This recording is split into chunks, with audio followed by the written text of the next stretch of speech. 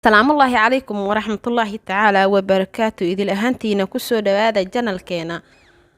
Farxiyo Filsan Official walaal haddii aad ka mid tahay asxaabtayda hore ila joogtay waad ku mahadsan tahay la joogaaga haddii aad ka mid tahay kuwa cusub waxaan ku leenahay soo dhawow kuna soo dhawow janalkeena hadduu eebbaweene idmo waxaan rajeynayaa in aad ka mid noqoto kuwa nagu xiran mar walbana daawada commentiga shareka subscribe-ka naga ilaabin insha Allah biidnillaahi ilbaari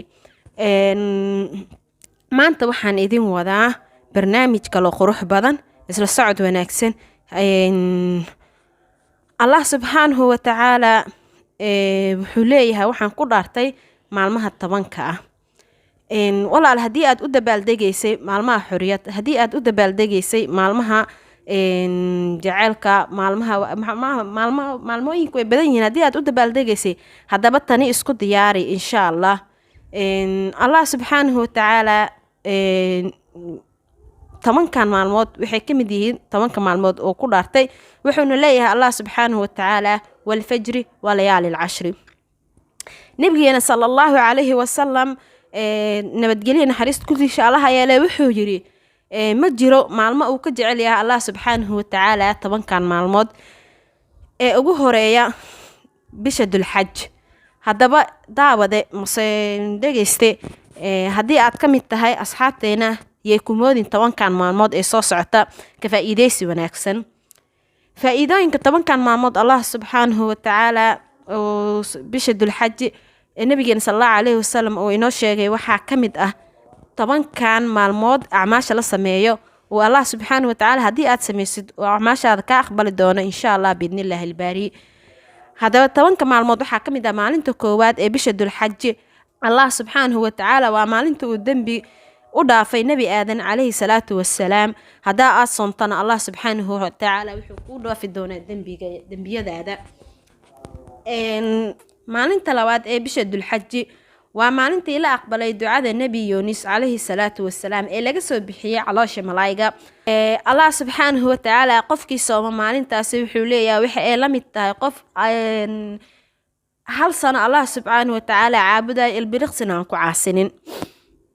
maalinta saddexaad ee bisha Dulxaj waa maalintii la aqbalay ducada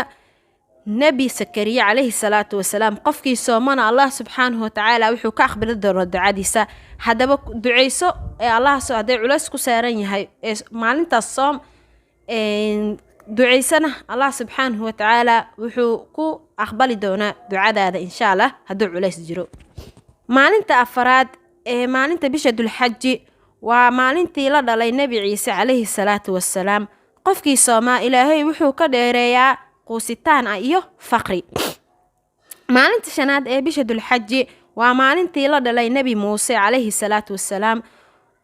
qofkii sooma Ilaahay wuxuu ka badbaadiyaa cadaabtul qabriga maalinta lixaad ee bisha Dulxaj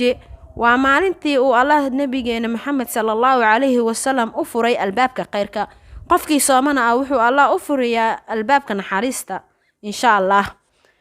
maalinta toddobaad ee bisha Dulxaj waa maalintii la xiray albaabka naarta furo ilaa ay ka dhamaato 10ka maalin ee bisha Dulxaj qofkii sooma Ilaahay wuxuu ka xirayaa 30 albaab oo dhibaato ah wuxuuna u furayaa 30 albaab oo fudeed ah insha Allah sideedaad ee bisha Dulxaj waa maalintii lagu magac daray tarwiya qofkii sooma wuxuu Allah siinayaa ajir uusan ogeyn Ilaahay mooyaane maalinta sagaalaad ee bisha Dulxaj waa maalintii la istaagaya banka Carafa qofkii sooma Ilaahay wuxuu u dhaafaa dambiyadiisa sanadkii hore iyo sanadkan soo socda waana maalin ay soo degatay aayadan Qur'aanka Allah subxaanahu wa tacaala uu ku leeyahay اليوم أكملت لكم دينكم وأتممت لكم عليكم نعمتي ورضيت لكم الإسلام دينا maalinta toban ee bisha Dulxaj waa maalinta Ciidul Adxa qofkii Allah subxaanahu wa tacaala qurbaan ugu dhawaada wuxuu u dhaafaa dambiyadiisa aan ku dadaalno haddaba asxaabta inagu xiran waxaan kula dardaarmayaa hadduu eebbaweene idmo badiya ducada badiya sadaqada badiya acmaasha wanaagsan quraan akhriska tasbiixda dikriga camal walba oo allah subxaanahu watacaala dartiisa u samaysada allah subxaanahu watacaala wuxuu ku siin doonaa abaalmarintiisa insha allah. haddaba haddii aad ka mid tahay asxaabta hore noola joogtay waxaan kula sheergarayn doonaa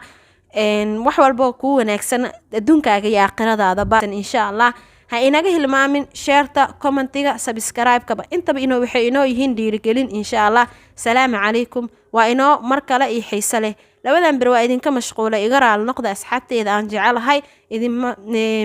ma jecleen inaan intaan idinka maqnaado, balse dantaa tiri insha allah. hadda iyo wixii ka dambeeya waan isla joogi doonaa. barnaamijyo qurux badan waa soo wadaa insha allah. noqda idinka kuwii oo barnaamijyada aan soo wado ka faa'iideysta insha allah biidnillaahi ilbaari. salaamu calaykum. waad ku mahadsantaha daawashada muuqaalkan aad daabatay. haddii aad hore noola joogtay waxaan ku leenahay soo dhawa. haddii aad nagu cusub tahay, haddii aad hore noola joogtay waxaan ku leenahay waad ku mahadsantahay la joogaaga. haddii aad nagu cusub tahay waxaan ku leenahay soo dhawo. salaamu calaykum.